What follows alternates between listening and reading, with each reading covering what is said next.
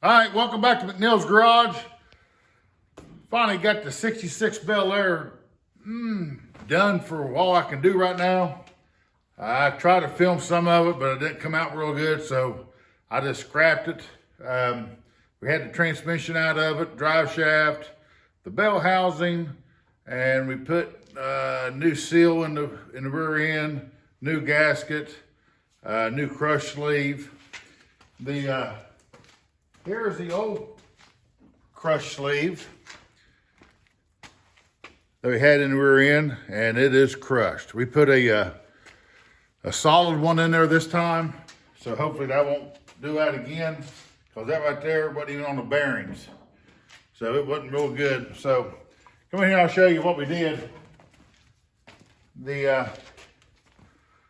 Put a scatter shield on there, along with the TKO 600 5-speed Tremec transmission. Put new fluid in that. That's why it's a little leaky. Put new linkage up here.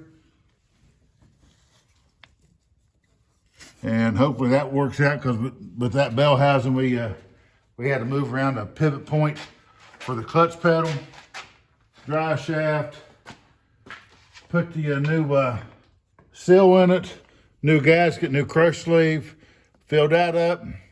So I'm hoping and praying, my fingers crossed, that it's done for a while. So, like I said, I don't know if y'all ever seen the crush sleeve crust that much, but it wasn't even on the bearing. So it wasn't doing no good, because for a long time we couldn't figure out where all the fluid was coming at from back there. Well, the seal was out of it, and the crush sleeve was really crushed. So that's all we did here today. Got everything done, bolted up. We still got to put the gear shift in it, change the oil in it. I done had it on the ground. We changed the oil in it. So now we just got to make sure the clutch linkage is set where we need it. The clutch pedal's all good, and it should be good to go. Should be time to go daily drive it again, I hope.